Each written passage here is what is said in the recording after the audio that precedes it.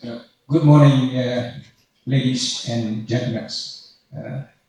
Thank you very much for let me to together with Professor Chẩn to share this very first session for scientific presentation. So,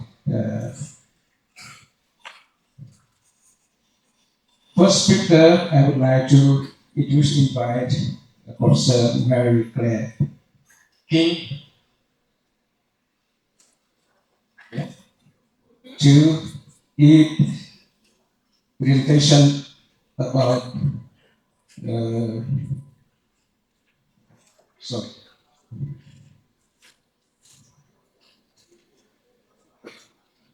She's from American Cancer Society, University of Washington, Department of Medical Genetics, Department of Genome Science, and joined with Professor Catherine Ann Leppick.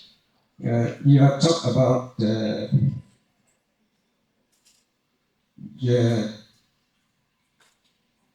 clinical exome genome sequencing for rare and undiagnosed diseases, enzyme replacement therapy. Welcome, please.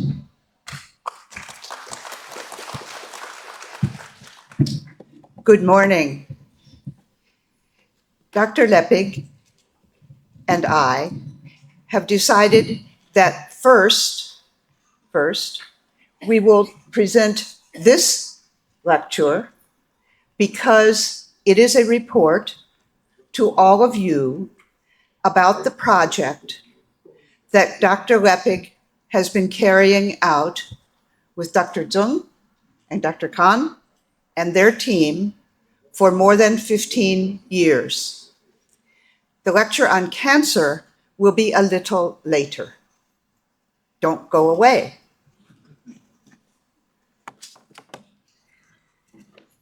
This lecture is entitled Genetic Diagnoses of Congenital Disorders in Vietnamese Patients, Genomic Analyses for Precision Medicine. This is our philosophy. Genetics is a way of thinking. Genomics is a set of tools. People have been asking questions about genetics for thousands of years, long before the word genetics existed. With the tools of modern genomics, it is possible to answer some of those questions. The goal of this project in Hanoi is to answer questions for Vietnamese families with children with severe congenital disorders. So, our goal is to work with our friends at Vietnam National Pediatric Hospital to provide genomic analysis of congenital disorders in Vietnamese patients.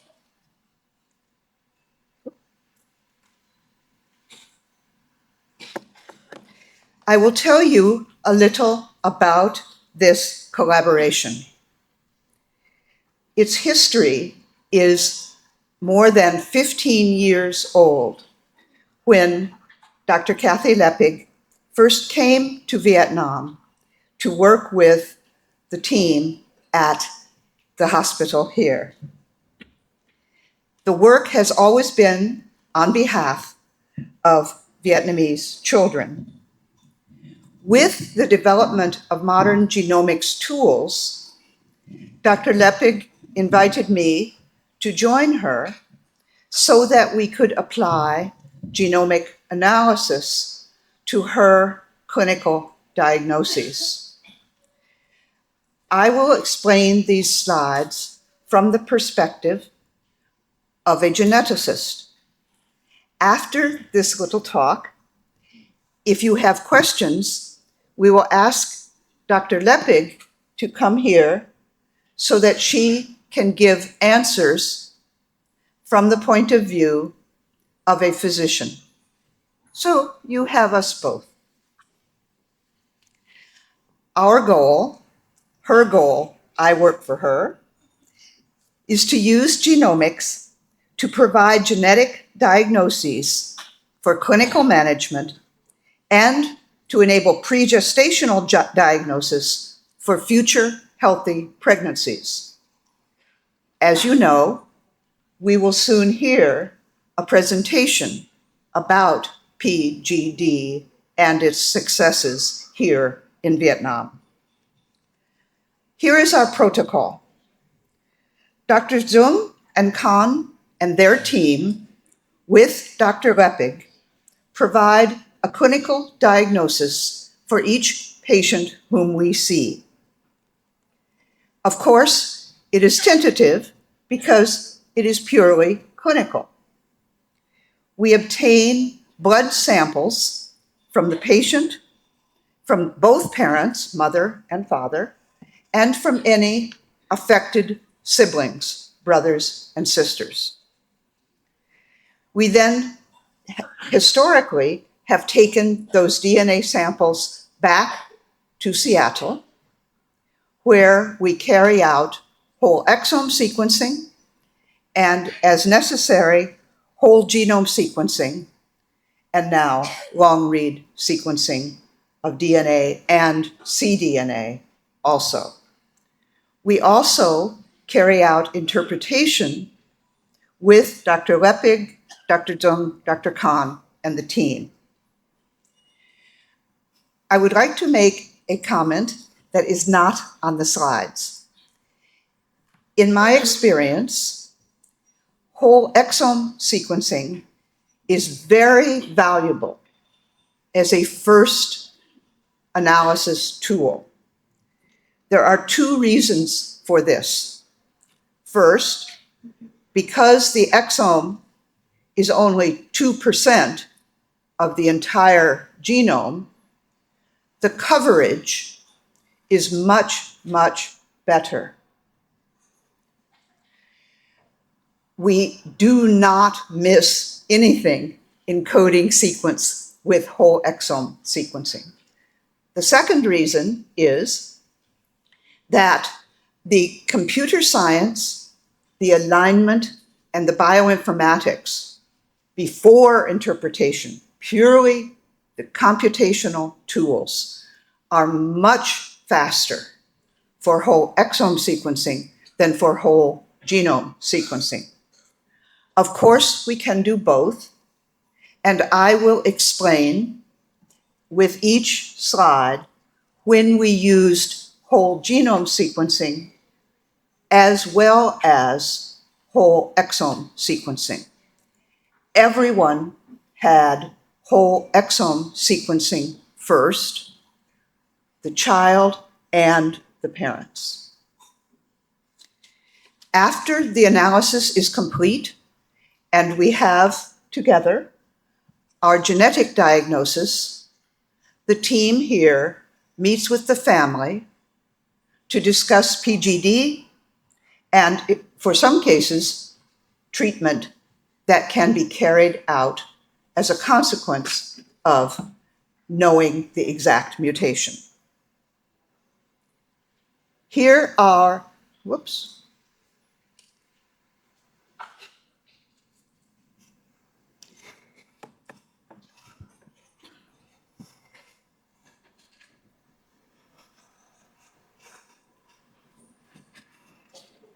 Okay. Here are our results so far. We have carried out genomic analysis for 67 Vietnamese families. Of those 67 families, we have exact genetic diagnoses for 47 families, 70%, 70%. You should expect this with the quality of clinical diagnosis and the quality of genome tools now available. you have every right to expect at least 2/3, 70%, of families will receive an exact genetic diagnosis. Of the families we have studied with you, 19 families have recessive disorders with the exact diagnosis known now. 20 families have dominant disorders. As you see, 15 of those 20 are de novo mutations in the affected child. In 5 families, the dominant mutation is inherited. They are quite unusual. I will explain as we come up with them. Then we have de novo structural chromosomal abnormalities in 8 families. All of these were validated by whole genome sequencing, short read and long read. We still have 20 families not solved. I will tell you about those in a few minutes. First, what about the recessive disorders in the Vietnamese families? PGD will be appropriate for all these families, and of course, many families have used PGD already. Please notice that every family has a different disorder. We would expect this. It was our experience that after the excellent clinical diagnoses of the team here, including Dr. Leppig, that we had a very good sense what to expect for the critical genes, but of course, most clinical diagnoses can have any one of several different genes responsible. And for PGD, it is essential to have exactly the right gene and exactly the right mutation. So with exome sequencing, in all of these cases, we identified the correct gene and the correct mutation. On this slide, all of the genes were already known, but almost all of the mutations are new, not previously seen. Most of them are private, just in one family. Some are seen in a few families in the country.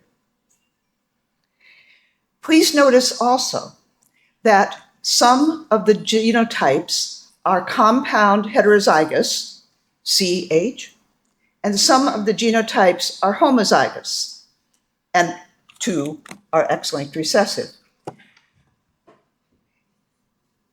Of the families who had children with homozygous genotypes responsible for their disorders, none of those parents were closely related.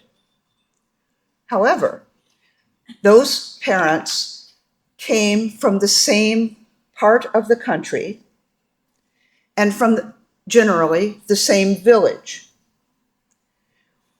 We speculate that they share an ancestor many generations ago, and that ancestor, hypothetically, had a new mutation that remained in the family with no effect until, by bad luck, a carrier married a carrier and they had an affected child. We will endeavor to make an estimate of how many generations historically may have occurred between the hypothetical shared ancestor and the current child with the disorder. But we think it is quite a lot. One sees this in Europe also. One sees this in all parts of the world where there are historically ancient populations, as here.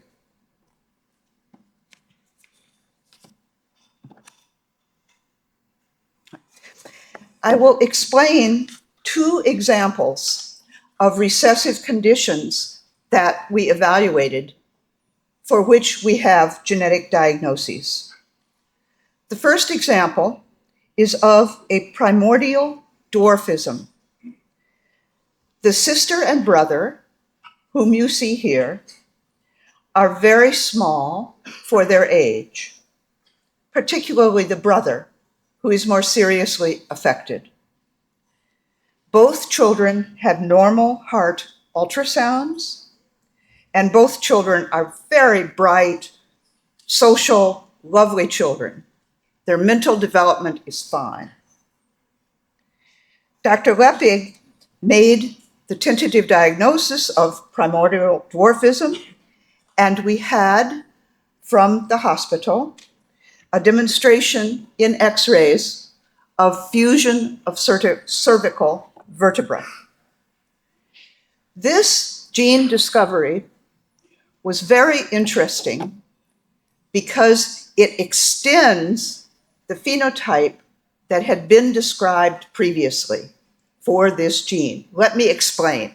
This was a very interesting story. We found in the DNA from the 2 children and their parents compound heterozygosity for 2 mutations in a gene with a generic, a non-specific name, KIAA1217. The maternal mutation is a missense at a completely conserved site, a high severity score, and it is very rare. It is only seen in Vietnam, and it is very rare in Vietnam. The other mutation from the father is at a splice junction of exon 13 of this gene, and it leads to loss of exon 13, a frame shift, and a premature stop. Clearly, we knew that both from prediction and from sequencing RNA. Now, what is this gene? KIAA1217 encodes a widely expressed, quite large protein that binds to actin. It is the human homologue of a mouse gene called sickle tail, which is required in mouse for the development of intervertebral discs, and that has been known for 15 years. Just recently, a paper appeared reporting families from all over the world with mutations in this gene, mostly missenses, multiple families, all different mutations, that have phenotypes that are somewhat similar to these children, but not quite as severe. So we believe that we have extended the phenotype that is now known to be caused by loss of function of this gene to include primordial dwarfism in the presence of normal mental development. Next, let me tell you about dominant disorders. Notice that most of these are the result of de novo mutations in the affected child. And almost all of these were detected by whole exome sequencing. The exceptions to that rule is the ataxin 3 expansion, which I will explain in a moment. First, let me explain this family.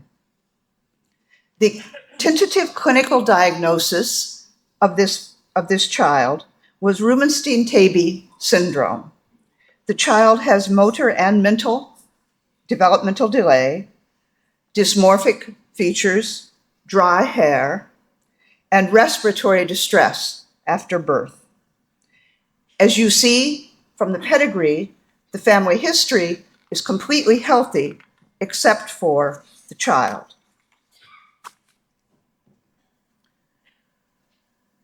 first from whole exome sequencing and then from short read whole genome sequencing, Suleiman Gulziner in my lab identified a deletion in the middle of the gene EP300, a histone deacetylase.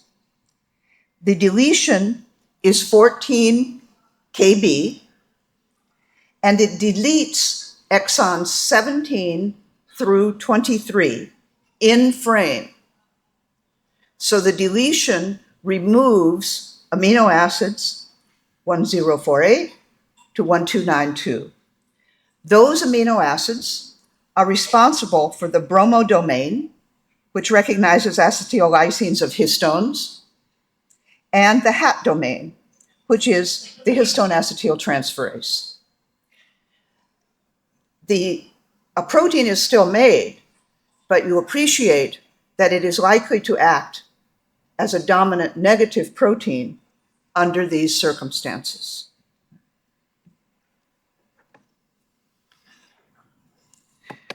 Rubinstein-Taybi syndrome was already known, and EP300 is a known mutations in EP300 are a known cause of Rubinstein-Taybi syndrome. This protein regulates transcription via chromatin remodeling.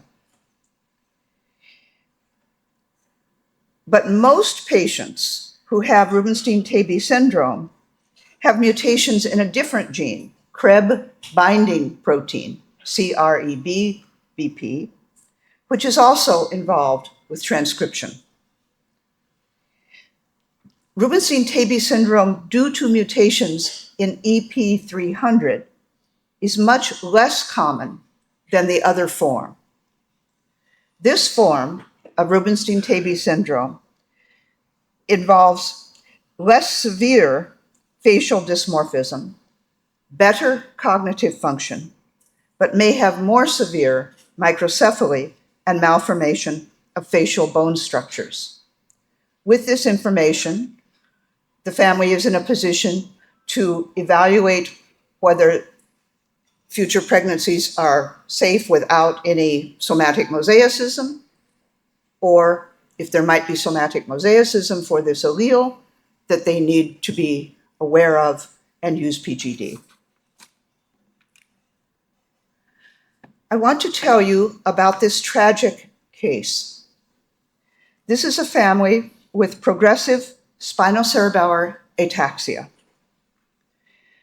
As you see, this horrible disorder has been inherited as a dominant in 4 generations of the family. And our patient is a young man, 12 years old, who has already begun to show signs of the disorder. He is very sweet and, of course, very sad. The photos here are of his father at age 43 and his uncle, his father's brother, at age 48. All of the affected members of this family were fine at birth. Their early growth and development was normal, and the weaknesses began about at puberty in males and females. By age 30, the affected relatives are no longer mobile. They have cognitive decline, and most deaths are in the 40s. These 2 men died each within a year of the time these photographs were taken. Solving this family was a challenge for us. We, of course, suspected it might be an expanding repeat, but those are very difficult to find. We eventually did. We did so by first using whole exome data and testing all triplet repeats from known genomic regions that harbor triplet repeats in all samples from Hanoi. We did that so we could compare lengths of DNA across everyone from this area. We thought that was important because then all the background normal background genetics would be the same. Suleiman found that an expansion of the CAG repeat in ataxin 3 is responsible for the disorder in this family. As you know, ataxin 3 is responsible for cerebellar ataxia 3, also known as Mercado-Joseph disease. In this family, the affected individuals were outliers. Their lengths of this repeat were more than 14 standard deviations above the mean for all of the Vietnamese samples. We decided, with the advice of our friends, not to test the young children who are still well. That's the decision of the family, not the decision of us.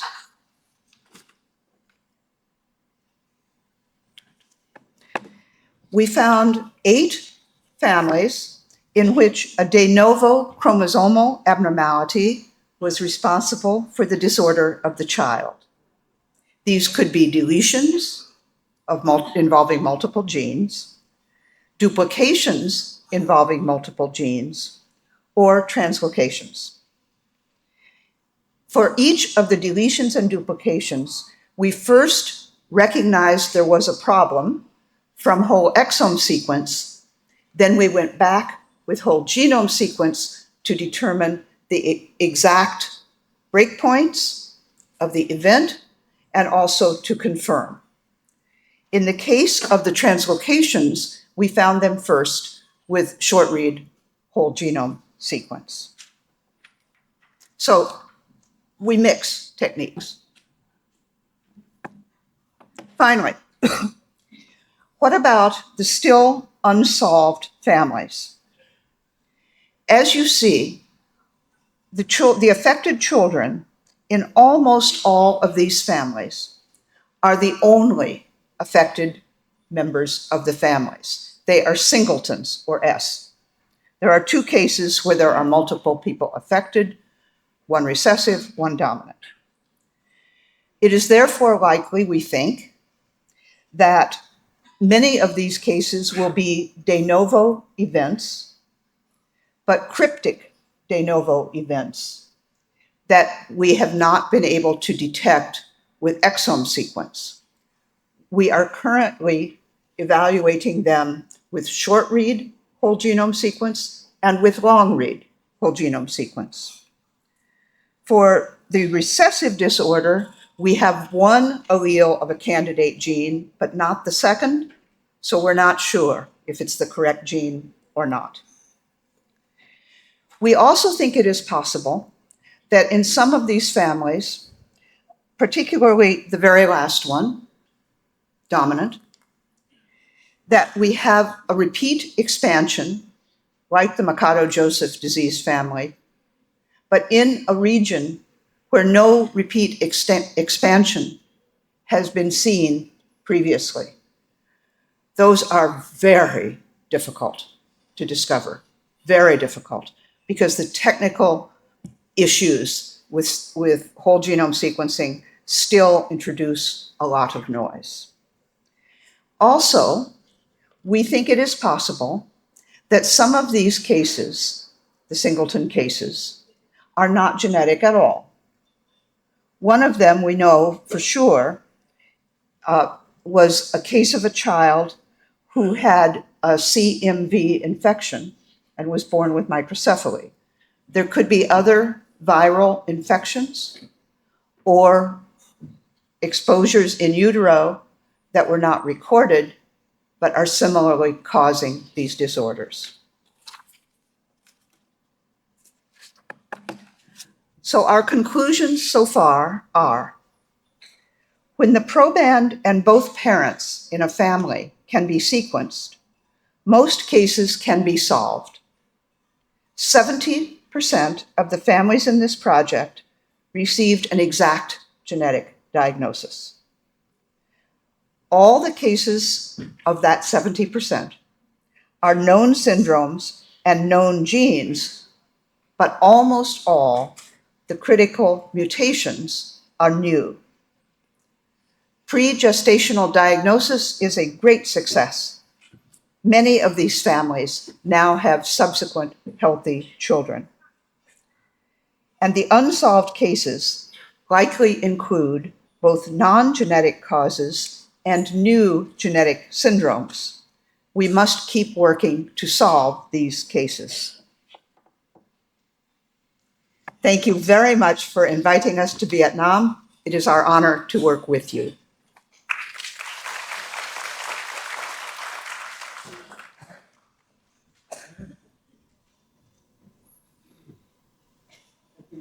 Thank you very much, Professor Mary Grafton. You have a book presentation, and we hope we get some support from you in the future. Yeah, and some comment and question will be came after the second report. Yeah. Như vậy chúng ta đã nghe một cái báo cáo đầu tiên rất là thú vị về những cái tình hình đột biến mà chính Việt Nam với cái sự giúp đỡ của bên Mỹ. Thế và ở trong này chúng ta cũng đã thấy đề cập đến những cái mà chúng ta thấy là khi chúng ta làm còn rất là khó khăn, ví dụ như là nhiều cái chúng ta chẩn đoán không ra. Ở đây đã sử dụng đến các kỹ thuật ARN và đặc biệt là với kỹ thuật là long reading thì là cũng đã bắt đầu được đề cập đến. Và ở đây cũng nói đến cái phần về chẩn đoán tiền làm tổ. Và tiếp theo đấy thì những cái câu hỏi cũng như là các cái bình luận chúng ta sẽ đưa ra sau hai báo cáo. Thì phần tiếp theo chúng tôi xin mời báo cáo